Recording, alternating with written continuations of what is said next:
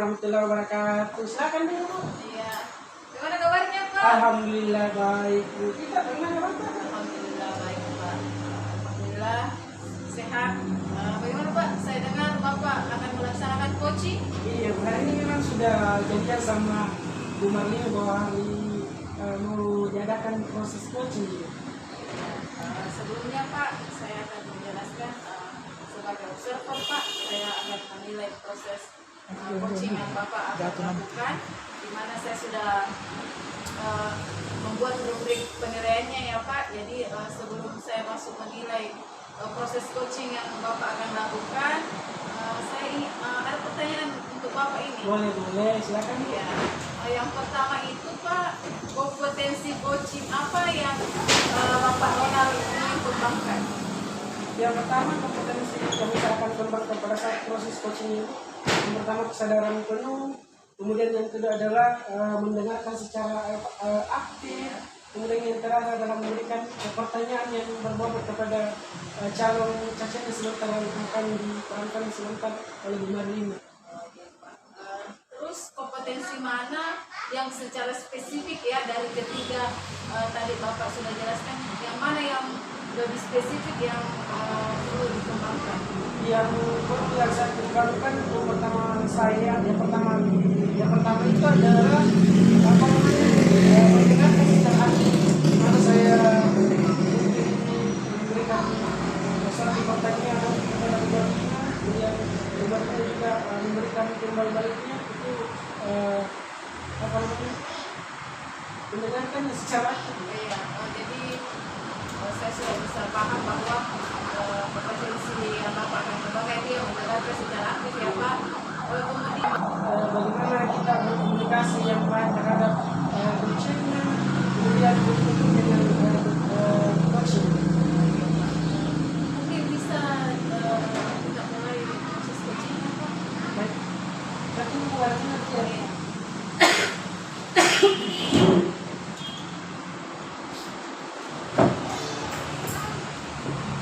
Assalamualaikum. Waalaikumsalam, Bu. Silakan masuk, Bu. Bagaimana kabarnya, Bu? Alhamdulillah baik, Pak.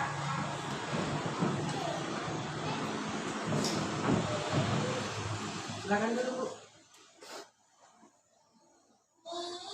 Langsung saja dimulai, Bu. Iya, Pak. Ini saya kedatangan saya kemarin, Pak, ketika membicarakan permasalahan yang saya hadapi. Boleh tahu permasalahan yang dihadapi oleh Bu Marlina, Bu? Ini, Pak, di kelas saya ada siswa yang suka bolos. Dan ini berminat karena ada 2 sampai 3 orang kadang katanya ikut bolos karena dipengaruhi oleh anak. Siswa ikut bolos. Iya, Pak, seperti itu. Nah, Ibu Marlina sudah mengetahui bahwa siswa itu bolos. Kira berapa lama sudah Ibu mengetahui bahwa siswa ini sering bolos?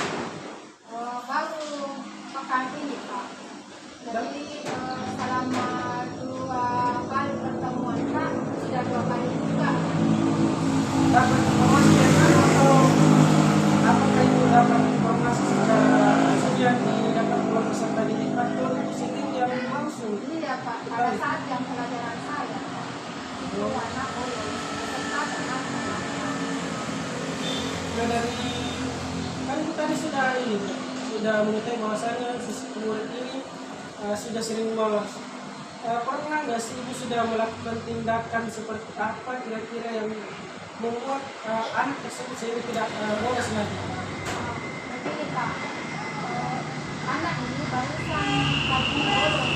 Sebelum-sebelumnya anak ini, Pak, masih rajin dan aktif di kelas. Terus aktif, rajin sesuai ini. Kemudian setelah kita tahu permasalahannya, kira-kira tindakan apa yang Bu Marlina akan lakukan untuk mengatasi siswa yang bolos ini?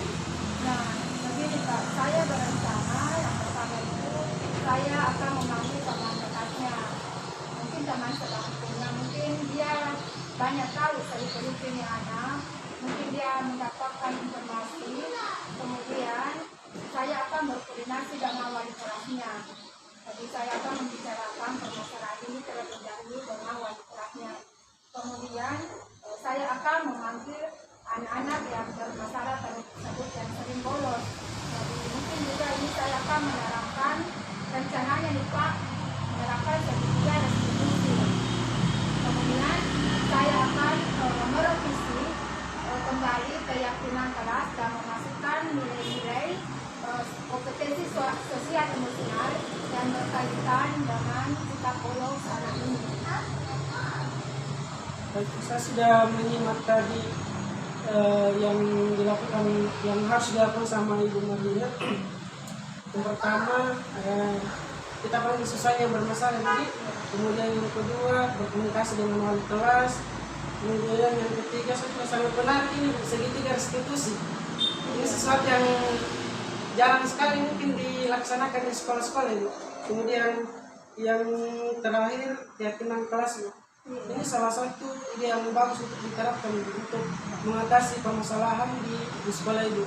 Kalau saya boleh nambahkan itu, mungkin bisa kita lakukan komunikasi dengan orang tua murid. Siapa tahu ada masalahnya di keluarganya yang mungkin memicu permasalahan yang dihadapi oleh siswanya. Oh iya Pak. Nah kan kita sudah bilang beberapa langkah yang harus dilakukan. Nah kira-kira langkah itu kapan Ibu akan terapkan di sekolah ini? Secepatnya Pak, mungkin besok sudah mulai.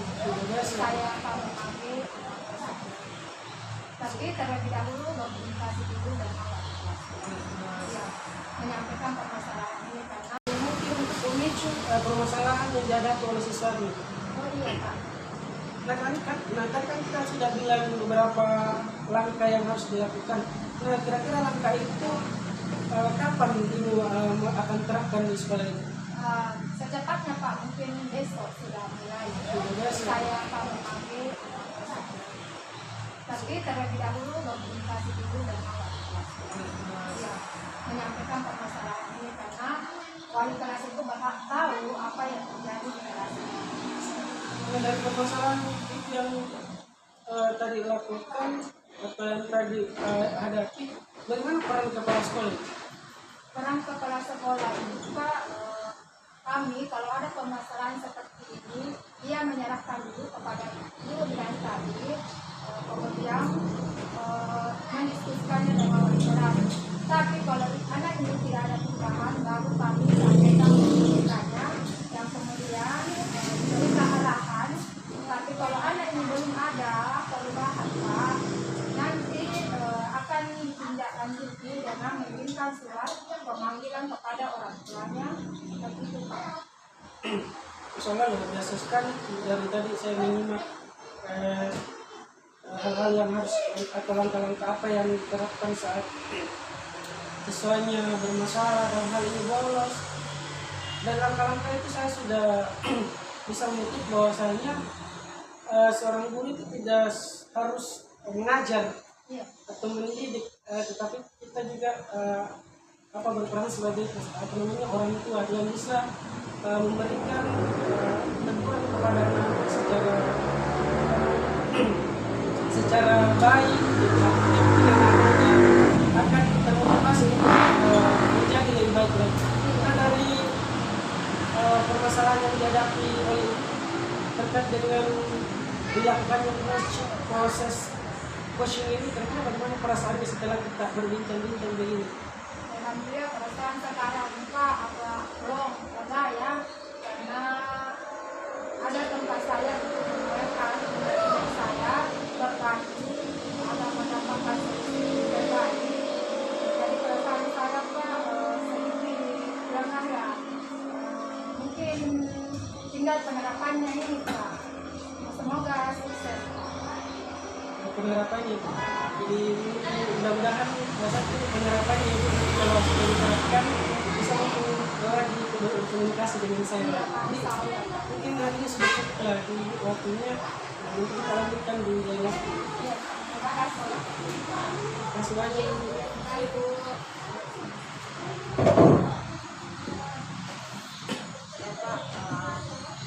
Kita lanjut ya. Observasinya. Setelah saya mengamati dan melihat coaching itu yang Bapak lakukan bersama dengan Ibu Marlina, saya bisa melihat bahwa coach itu sudah berbincang dengan baik mengenai permasalahan yang ada di kelasnya. Kemudian Pak Ronald juga sudah memberikan pertanyaan yang berbobot kepada coachnya. Jadi saya melihat itu Bapak sudah menerapkan, dan yang tak kalah pentingnya lagi Bapak sudah mendengarkan dengan aktif atau seksama dari apa yang dibicarakan oleh coachnya.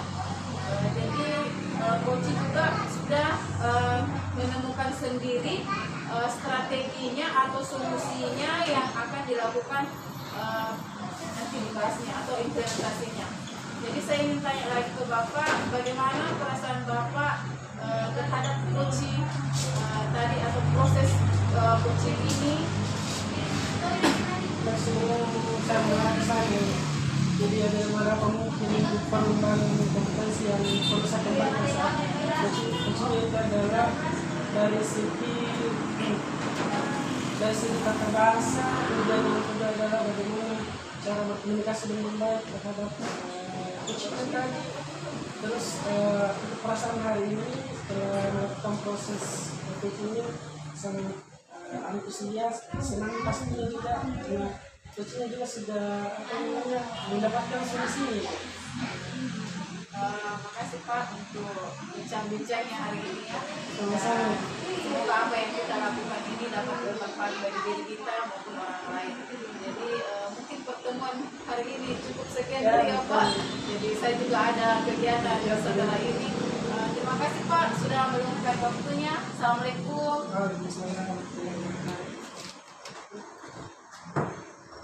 Bagus, Jessica.